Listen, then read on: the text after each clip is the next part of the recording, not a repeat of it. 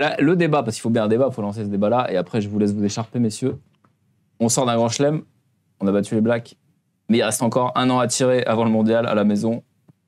Est-ce que tout ça, c'est pas arrivé trop tôt, voilà. Est-ce qu'on n'est pas arrivé en forme trop tôt, j'ai envie de vous dire, voilà. C'est ça qui est fou avec cette équipe de France de rugby, c'est qu'il y a toujours un truc sur lequel se plaindre, tu vois.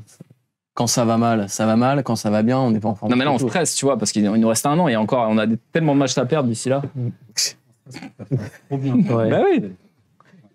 Christophe Lamaison, là, que j'ai eu récemment, m'a dit que c'était un truc de journaliste, que pendant 10 ans, on n'a pas touché une gonfle et que maintenant, on se plaint presque que ça marche trop bien. Et on a peur que ça marche pas et que ça s'arrête. Mais alors oui, c'est vrai. Est-ce que l'équipe de France a tout montré trop tôt quand on voit que les Blacks galèrent ou que les Box, 1 an avant la Coupe du Monde de 2019, c'était à l'agonie, finalement, ils sont champions du monde. Mais après, alors, Cameron Woki a promis qu'on allait voir de nouvelles formes de jeu, sans rentrer dans les détails, parce que sinon, c'est pas drôle. Parce que rappelons quand même que notre sélectionneur, Fabien Galtier, se targue d'avoir des méthodes d'entraînement, n'est-ce pas? C'est son métier. C'est la Startup Nation du rugby. Voilà, et il en a une tous les ans. C'est-à-dire que là, on en est là, quelle version on en est là? Alors là, il a parlé d'une 8e version, il y aurait une 9e version pour le tournoi, mec, et une 10e Windows, version à la Coupe du Monde. Ouais. Oui, donc c'est bon en fait. Le High Galtier. On a déjà la Galtier numéro 14. Il a déjà dépassé Steve Jobs. Non mais oui, parce que la question qu'on se pose, c'est au-delà des résultats, c'est qu'est-ce qu'on peut proposer de nouveau sur le terrain pour surprendre nos adversaires, sachant que dans 1 an, quand c'est France-Nouvelle-Zélande, match d'ouverture, tout ce que tu as fait avant, si tu perds ce jour-là, en fait, quelque part... C'est reset. Parce que rappelons que si tu perds contre la Nouvelle-Zélande le premier match de la Coupe du Monde, ça veut dire que tu sais déjà que tu joues un quart de finale contre l'Afrique du Sud. Enfin, en gros, je vais pas dire que tout joue là, mais pas loin, et qu'au final... voilà, encore une fois, dans 1 an, quand on sera sur ce match-là, on se dira, est-ce que ça a servi à quelque chose de gagner les 27 derniers matchs là ou pas? On peut se dire, est-ce qu'il faudrait perdre d'ici le mondial pour voir comment on réagit à cette défaite? Est-ce qu'il ne faudrait pas une ou 2 défaites pour un petit peu redescendre Tu fais Une exprès seule. de perdre. Une Ou seule. t'alignes une équipe B. Bah, alors tu fais exprès de perdre, on va jouer l'Afrique du Sud, on va jouer les Anglais chez eux et les Irlandais chez eux, même sans faire exprès, on peut y arriver. Une seule, parce que 2, on peut commencer À partir de quel moment on stresse du coup? Combien de défaites on s'autorise pour se dire on a encore de la marge et en même temps pas trop parce que sinon on s'inquiète? Vous vous rendez compte du luxe que c'est quand même? Bah oui, C'était mieux quand on perdait 4 fois par an. Moi, Mais quand l'Angleterre a bien été championne du monde. L'Angleterre est championne du monde il y a bien longtemps. Ouais, mais ils n'ont pas été super forts quelques années auparavant. Où ils étaient vraiment un peu faiblard en 2019. Ils étaient sur un cycle très très fort, un peu comme les Blacks avant. Ouais. Mais est-ce que Je pense qu'il faut faire confiance à notre hégémonie. Mais je dirais... La France très forte avant une Coupe du Monde, ça n'a jamais été bon signe.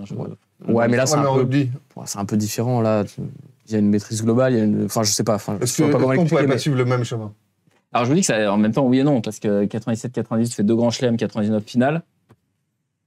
2010 grand chelem, 2011 finale. Quand tu rencontres à l'époque, tu vois, finalement, il y a une logique sportive. Quand tu rencontres à l'époque les Nations du Sud, tu prends des grosses rousses. Le dernier match, je parle des Princes, je crois que c'est fin 97, où tu prends des 50 points contre l'Afrique du Sud. C'est bien. Contre l'Afrique du Sud, peut-être.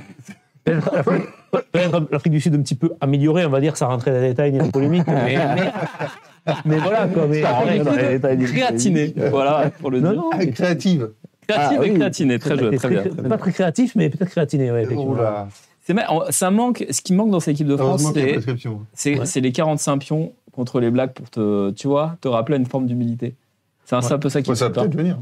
Une équipe qui nous respecte, comme on dit. Quoi. Ouais, parce que par exemple, les Australiens, bon, c'est des canards boiteux. Je vous le dis, si on leur met pas 20 points, je comprends plus un rugby. Samedi soir, on a perdu.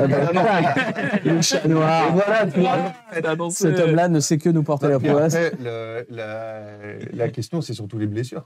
Alors, si t'as Dupont qui se fait les croisés 2 mois avant, c'est bon. Alors, on a eu ce débat, je suis d'accord avec toi, Guillaume, mais en même temps, c'est comme se demander ah ouais, mais imagine si Mbappé se blesse, si Messi se blesse. Évidemment, quand les mecs sont tellement forts. Oui, non, mais tu peux pas dire qu'en rugby, les blessures sont quand même plus fréquentes, non?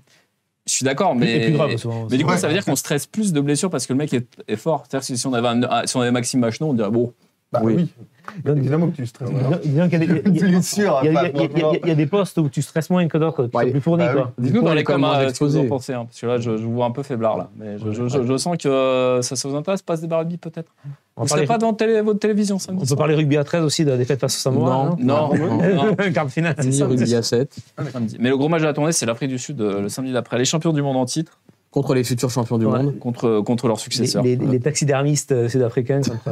Ah oui, des poètes. T'as décidé de t'en prendre aux Sud-Africains. Mais après, je peux comprendre. Après, en même temps, j'ai aucun intérêt. Après Prétoriane et rien, je prends pas beaucoup de risques. Quoi. Donc, les croisés pour Dupont au mois d'août. Non. Sur un match de préparation en Écosse à Murrayfield, probablement. J'imagine qu'on va jouer contre les Écossais, je ne sais pas.